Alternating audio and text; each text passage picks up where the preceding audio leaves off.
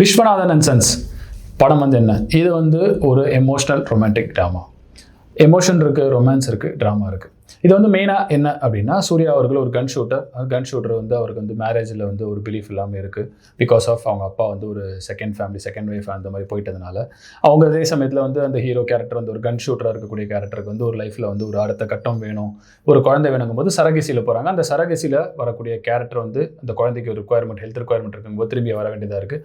அதுக்கப்புறம் என்ன நடக்க போகுது அப்படிங்கிற மாதிரி கதை தான். அதில் தான் வந்து இந்த எமோஷன் வருது, இந்த ட்ராமா வருது, இந்த ரொமான்ஸ் வருதா இல்லையா அப்படின்றது கிளைமேக்ஸில் வருது.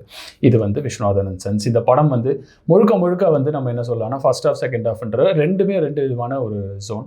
ஃபர்ஸ்ட் ஹாஃப் வந்து ஒரு மாதிரியான ஜாலியான ஜோன்னா, செகண்ட் ஹாஃப் வந்து ஒரு மாதிரியான ஒரு டிஃப்ரெண்ட்டான ஜோன். அதில் கடைசியாக ரொமான்ஸும் வந்து வருது.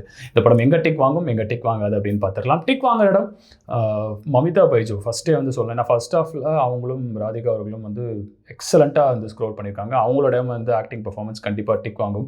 டயலாக் டெலிவரியாக இருக்கட்டும், பாடி லாங்குவேஜாக இருக்கட்டும், எக்ஸ்பிரஷன்ஸாக இருக்கட்டும், மமிதா பைஜுவும் சரி, ராதிகா அவர்களும் சரி, நல்ல போட்டு வந்து பெர்ஃபார்ம் பண்ணியிருக்காங்க. அங்கங்கே வந்து சூர்யா அவர்கள் வந்து அந்த ஸ்கோப் வந்து அவர் வரதுனால அந்த ஸ்கோப்பாக மாறுது. அவரோட பெர்ஃபார்மன்ஸும் ஃபர்ஸ்ட் ஹாஃபில் வந்து டிக் வாங்குற இடமா இருக்குது. செகண்ட் ஹாஃபில் வந்து அவர் வந்து ஸ்டீலிங் த ஷோன்ற மாதிரி ஃபுல் ஃப்ளெஜ்டாக அவர் தான் வந்து கதையை வந்து எடுத்துகிட்டு போய் இது பண்ணுறாரு. ஸோ ஆக்டிங் வைஸ் வந்து மமிதா பைஜுவாக இருக்கட்டும், ராதிகா அவர்களாக இருக்கட்டும், அண்ட் சூர்யா அவர்களாக இருக்கட்டும், 3 பேரோட ஆக்டிங் பெர்ஃபார்மன்ஸுமே வந்து ரொம்ப நல்லா இருக்குது.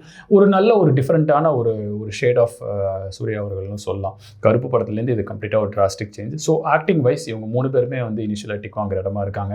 முக்கியமாக வந்து ஸ்க்ரீன் பிளே நம்ம வந்து சொல்லலாம். ஃபர்ஸ்ட் ஹாஃப் வந்து நல்ல ஒரு இன்ட்ரெஸ்டிங்காக, ஒரு என்கேஜிங்காக, ஒரு எல்லாத்தையுமே கேர்ஃப்ரீ ஆட்டிடியூடாக இருக்கக்கூடிய ஒரு மாதிரியான ஒரு சீக்வன்ஸில் மமிதா பைஜு பண்ணியிருக்கிறதுலாம் வந்து ரொம்ப நம்ம இன்ட்ரெஸ்டிங்காக வந்து நம்மளை என்கேஜ் பண்ணி வச்சிருக்காங்க. ஸோ ஸ்க்ரீன் பிளே வைஸ் வந்து ஃபர்ஸ்ட் ஹாஃபில் டிக்குவாங்க. செகண்ட் ஹாஃபில் வந்து கண்டெயின்டாக இது என்ன பண்ண போகிறோம் அப்படின்னு சொல்லி அழகாக எடுத்துகிட்டு போய் இந்த எண்ட் ப்ரெடிக்டபுளாக இருந்தாலும் அதை வந்து நம்மளை உட்காந்து அதை என்ஜாய் பண்ண வச்சிருக்காங்க. ஸோ ஸ்க்ரீன் பிளே ஆல்மோஸ்ட் அதை வந்து டிக்குவாங்க. அண்ட் மியூசிக் சாங்ஸ் இது வந்து அவார்ட் வர்த்தி அப்படின்றது திரும்ப ஜிவி பிரகாஷ் அவர்களுக்கு சொல்லிகிட்டே இருக்கும். இதுவும் வந்து அந்த டிக்கு வாங்குற இடமாவும் இருக்குது. அவார்டு வாங்குறதுக்கான வாய்ப்பு இருக்கா இல்லையான்றது அது வந்து ஜூரியோட கையில்.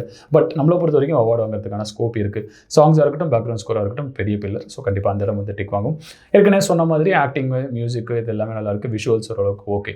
எங்கே டிக் வாங்காது அப்படின்னா வந்து ஒரு சில இடங்களில் இன்னும் கொஞ்சம் க்ரிப் பண்ணியிருக்கலாம். ஒரு சில ஃபைட் சீக்வன்ஸ்லாம் வந்து ரொம்ப யதார்த்தமாக இல்லாமல் அதை வந்து ஓகே இந்த இடத்துல ஒரு ஸ்லாட் இருக்குது இங்கே வைக்கணும் அப்படின்ற வச்ச மாதிரி இருக்குது. அண்ட் அந்த ஒரு மேரேஜில் வரக்கூடிய ஒரு சாங்கு அது கம்ப்ளீட்டாக வந்து நடுநோட்டில் அது மாண்டேஜ் ஷாட்ஸாகவும் வச்சுருக்காங்க. பட் ஸ்டில் அதை வந்து கொஞ்சம் ட்ரிம் பண்ணி கொஞ்சம் கம்மி பண்ணாலுமே வந்து படத்துக்கு பெருசாக வந்து அஃபெக்ட் ஆக போகிறது கிடையாது. அந்த சாங் வந்து கொஞ்சம் மிஸ்பிளேஸ்டு அண்ட் அன்வான்டாக இருக்குன்னு நிறைய பேர் ஃபீல் பண்ணலாம். அங்கே டிக் வாங்க போகிறதுக்கான வாய்ப்பு இருக்குது. மற்றபடி இது ஒரு நல்ல எக்ஸ்பீரியன்ஸ். ஒரு எமோஷன் இருக்குது, ட்ராமா இருக்குது, ரொமான்ஸ் இருக்குது. ஒரு ஏஜ் கேப்பில் இருக்கக்கூடிய ஒரு ரொமான்ஸ் ஒர்க் அவுட் ஆகுமா ஆகாதா அப்படின்ற ஒரு விஷயத்தை அவங்க அங்கே டச் பண்ணியிருக்காங்க. இந்த இடங்கள்லாம் வந்து ரொம்பவே நல்லாவும் இருக்கும், ரொம்பவே என்கேஜிங்காகவும் இருக்கும். தாராளமாக இந்த படம் நீங்கள் வந்து தியேட்டரில் பார்க்கலாம். இந்த படத்துக்கு நம்மளோட டிக்ஸ் வந்து 3.5 out of 5. மீண்டும் இதே போல் ஒரு நல்ல திரைப்படத்துடன் உங்களை சந்திக்கிறேன். நன்றி, வணக்கம்.